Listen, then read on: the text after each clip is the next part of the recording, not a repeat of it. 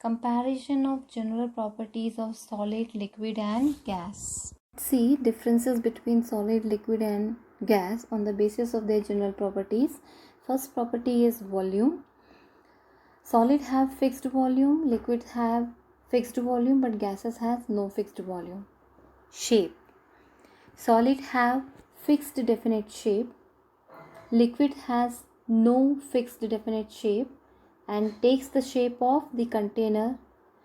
Gases has no fixed shape and spread out to occupy the entire available space. Next point of difference is intermolecular space. As we know that in case of solid, the molecules are closely packed, so they have very least intermolecular space. Liquids have less intermolecular space than gases, but more than solid. And gases have maximum intermolecular spaces. Next point of difference is intermolecular force of attraction. Solid has maximum intermolecular force of attraction because molecules are closely packed and space is less, so attraction force is automatically very high. In case of liquid, they have less intermolecular force of attraction as comparison to the solid, but more than gases.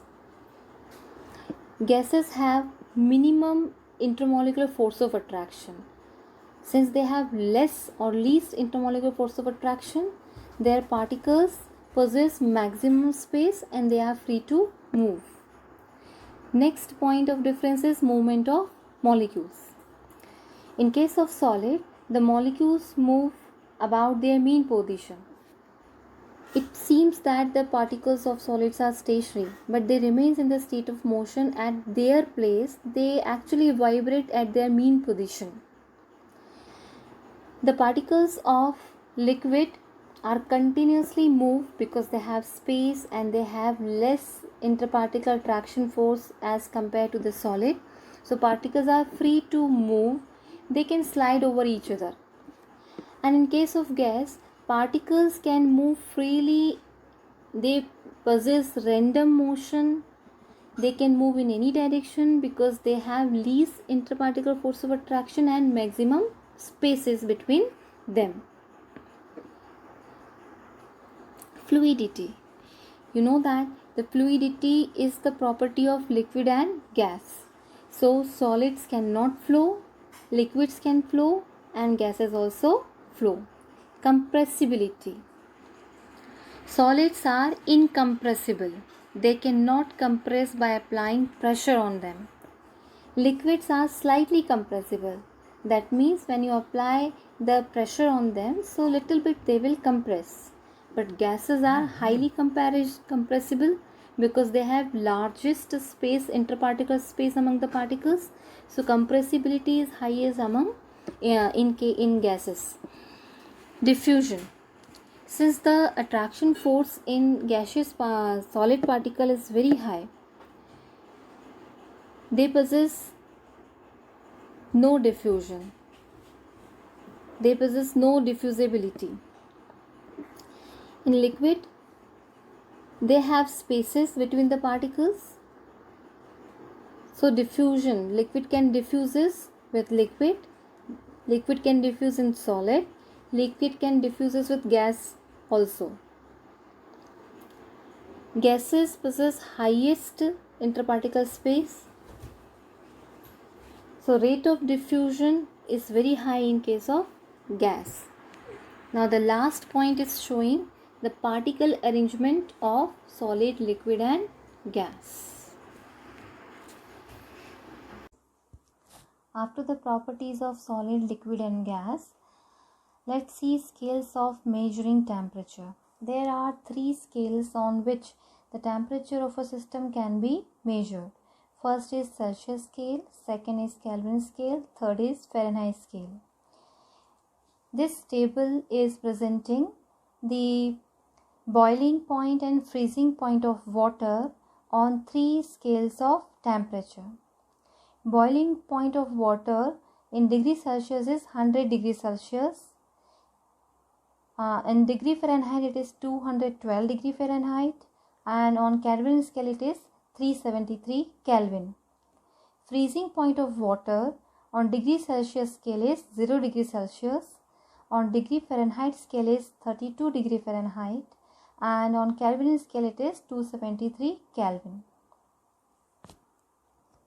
Let's see conversion of degree Celsius scale into degree Fahrenheit scale. To convert degree Celsius into degree Fahrenheit, we use this formula. Degree Fahrenheit equals to 9 by 5 multiply with degree Celsius plus 32. Suppose we have to convert 100 degrees Celsius into degree Fahrenheit. We use this formula. By using this formula, we place 100 degrees Celsius in place of degree Celsius. Okay, and when we solve it, you will get 212 degree Fahrenheit. One more example, let's take to convert 20 degrees Celsius into degree Fahrenheit. We use again the same formula. Degree Fahrenheit equals to 9 by 5 into degree Celsius plus 32. You keep 20 degrees Celsius here, and when you solve it, you will get 68 degree Fahrenheit. Let's see conversion of degree Celsius on Kelvin scale. We need to remember this formula. Kelvin equals to 273 plus degree Celsius.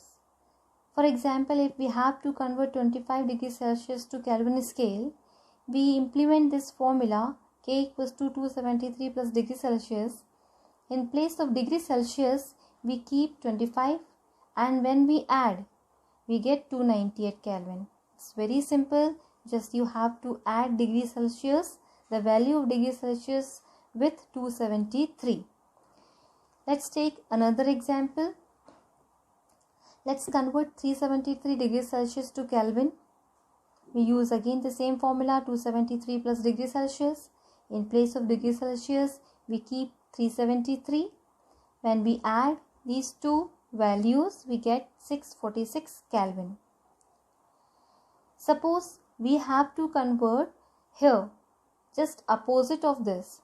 In place of to convert degree Celsius to Kelvin, we are converting now Kelvin into degree Celsius. So 573 Kelvin, when need to convert to degree Celsius, we use same formula. K equals to 273 plus degree Celsius.